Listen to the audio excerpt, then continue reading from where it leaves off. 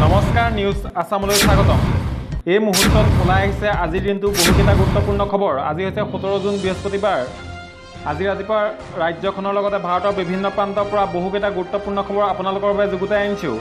এনেধৰণৰ গুৰুত্বপূৰ্ণ খবৰসমূহ প্ৰতিদিনে চাবৰ বাবে নিউজ আসাম ইউটিউব চেনেলটো ছাবস্ক্ৰাইব কৰি নটিফিকেশ্যন বেলটো অন কৰি ৰাখক আৰু লগতে ভিডিঅ'বোৰত লাইক আৰু শ্বেয়াৰ কৰিবলৈ নাপাহৰিব।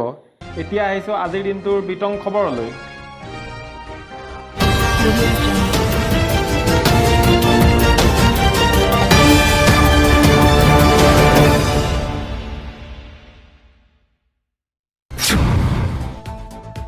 আজিৰ দিনটোৰ প্ৰথম বিগ ব্ৰেকিং নিউজটো হৈছে এই বছৰ মেট্ৰিক হায়াৰ ছেকেণ্ডেৰী পৰীক্ষা অনুষ্ঠিত নহয়।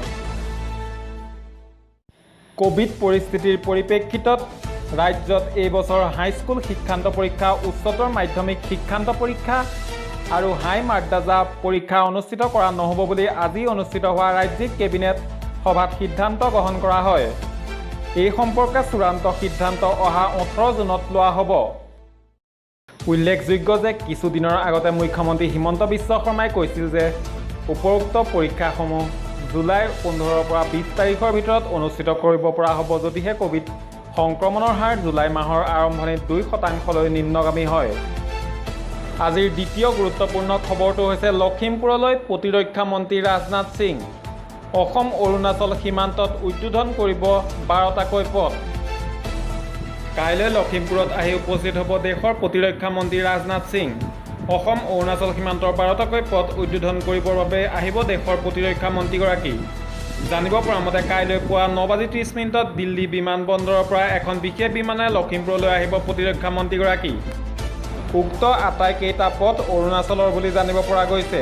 পথকেইটাৰ উদ্বোধনৰ পিছতে প্ৰতিৰক্ষা মন্ত্ৰীগৰাকীয়ে অসম অৰুণাচল সীমান্তৰ 2 কিলোমিটাৰ পথ পৰিদৰ্শন কৰিব। ITBPত আহাৰ গ্ৰহণৰ পিছতে মন্ত্ৰীগৰাকীয়ে সেনা বাহিনীৰ শীৰ্ষ বিষয়াৰে এক আলোচনাত মিলিত হ'ব। 2:45 তেওঁ লখিমপুৰৰ লীলাবাৰী বিমানবন্দৰলৈ উভতি দিল্লীলৈ উৰা মাৰিব। কাইলৈ অসমৰ মুখ্যমন্ত্ৰী ডক্টৰ হিমন্ত বিশ্ব শৰ্মায়ো প্ৰতিৰক্ষা মন্ত্ৰীৰ কাৰ্যসূচীলৈ এক বিশেষ হেলিকপ্টাৰেৰে কিমিনৰ ITBPত উপস্থিত হ'ব। আজিৰ তৃতীয় খবৰটো হৈছে দেশবাসীৰ বাবে ভাল খবৰ। চৰকাৰে কন্যাৰ বিয়াত দিব 51,000 টকাৰ উপহাৰ।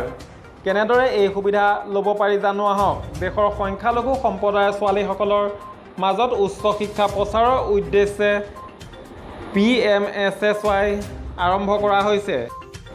চৰকাৰে ছোৱালীৰ বাবে কেইবাটাও আঁচনি আৰম্ভ কৰিছে। এই আঁচনিবোৰ উদ্দেশ্য হৈছে ছোৱালীৰ উচ্চ শিক্ষা প্ৰচাৰ কৰা। এই আঁচনিসমূহৰ ভিতৰত আছে প্ৰধানমন্ত্ৰী শাদী শগুন যোজনা। দেশৰ সংখ্যালঘু সম্প্ৰদায়ৰ মুছলমান সম্প্ৰদায়ৰ জনসংখ্যা সৰ্বাধিক।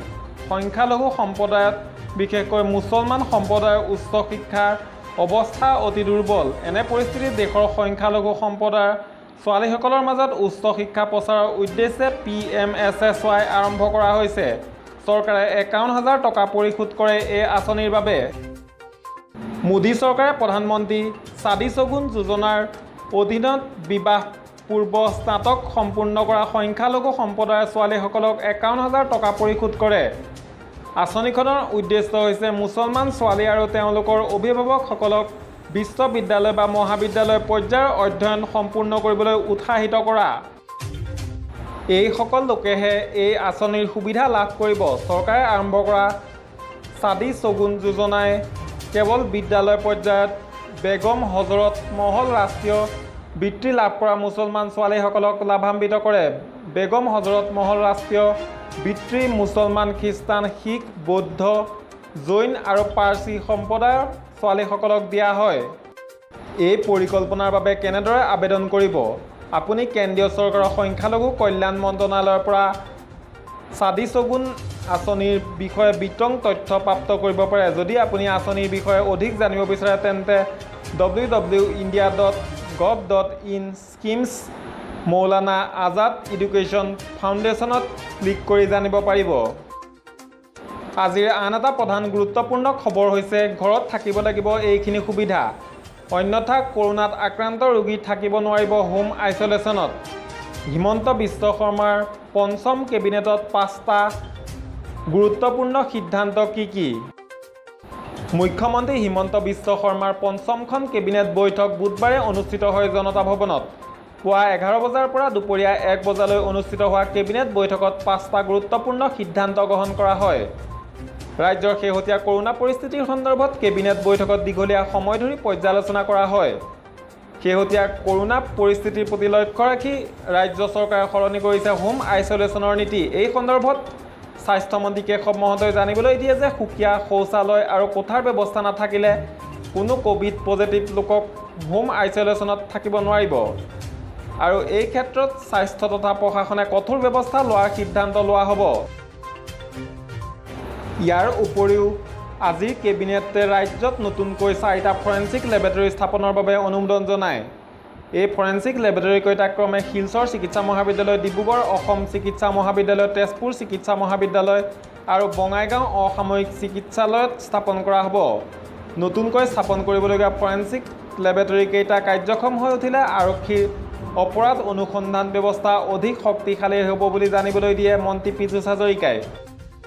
বুধবাৰে কেবিনেটত সমাজ কল্যাণ বিভাগৰ এটা গুৰুত্বপূৰ্ণ সিদ্ধান্ত লোৱা হয়। সিদ্ধান্ত মৰ্মে এতিয়াৰ পৰা শিশু আৰু গৰ্ভৱতী মহিলাৰ বাবে পৰিপূৰক পুষ্টি আঁচনিৰ অধীনত বিভাগটোৱে ভাৰতীয় খাদ্য নিগমৰ পৰা পোনপটীয়াকৈ চাউল কিনিব। বিভাগীয় মন্ত্ৰী অজন্তা নেওগে এই প্ৰসংগত ক'লে, ভাৰতীয় খাদ্য নিগমৰ পৰা চাউল পোনপটীয়াকৈ 3 টকা দৰত কিনিলে বছৰি বিভাগৰ লাভ হ'ব 200 কোটি টকা। সেই টকাৰে আন পুষ্টিকৰ খাদ্য কিনিব পৰা যাব শিশু আৰু গৰ্ভৱতী মহিলাৰ বাবে।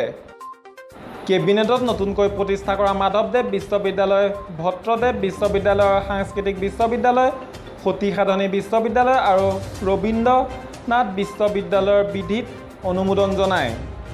এই সন্দৰ্ভত শিক্ষামন্ত্ৰী ৰণোজ পেগুৱে ক'লে, বিশ্ববিদ্যালয় বিধিত কেবিনেট অনুমোদন জনোৱাৰ ফলত এতিয়াৰ পৰা বিশ্ববিদ্যালয় কেইখনৰ বিভিন্ন পৰিষদসমূহ গঠন কৰাৰ লগতে শৈক্ষিক কাৰ্যসূচী সুচাৰুৰূপে চলাই নিব পাৰিব। শিক্ষা বিভাগৰ দ্বাৰা পৰিচালিত মেট্ৰিক আৰু হায়াৰ ছেকেণ্ডেৰী পৰীক্ষাক লৈও আজি কেবিনেটে এক গুৰুত্বপূৰ্ণ পৰামৰ্শ আগবঢ়ায়। এই সন্দৰ্ভত শিক্ষামন্ত্ৰী ডক্টৰ ৰণোজ পেগুৱে ক'লে, আজি কেবিনেটত সাম্প্ৰতিক ক'ভিড পৰিস্থিতিৰ বিতং পৰ্যালোচনাৰ অন্তত সিদ্ধান্ত লয় যে প্ৰচলিত ব্যৱস্থা অনুসৰি আগন্তুক উচ্চ মাধ্যমিক, হাই মাদ্ৰাজা আৰু উচ্চতৰ মাধ্যমিক চূড়ান্ত পৰীক্ষা অনুষ্ঠিত কৰা সম্ভৱ নহয়। সেয়ে অহা 18 জুন তাৰিখে শিক্ষা বিভাগে সকলো পক্ষৰ সৈতে আলোচনাৰ মাধ্যমেৰে এই সংক্ৰান্তত চূড়ান্ত সিদ্ধান্ত গ্ৰহণ কৰিব। আজিৰ আন এটা গুৰুত্বপূৰ্ণ খবৰ হৈছে ক'ভিডৰ ফ্ৰণ্টলাইন কৰ্মীৰ বাবে প্ৰশিক্ষণ কাৰ্যসূচীৰ ঘোষণা নৰেন্দ্ৰ মোদীৰ 18 জুনত কৰিব শুভ আৰম্ভ। এই কাৰ্যসূচীয়ে দেশত স্বাস্থ্যখণ্ডৰ ভৱিষ্যতৰ প্ৰয়োজনীয়তা পূৰণ কৰাৰ বাবে দক্ষ অচিকিৎসা স্বাস্থ্যসেৱা কৰ্মীৰ সৃষ্টি কৰিব। প্ৰধানমন্ত্ৰী নৰেন্দ্ৰ মোদীয়ে শুক্ৰবাৰে অৰ্থাৎ 18 জুনত ক'ভিড-19 ফ্ৰণ্টলাইন কৰ্মীসকলৰ বাবে কাষ্টমাইজড ক্ৰেছ কোৰ্ছ কাৰ্যসূচী আৰম্ভ কৰিব।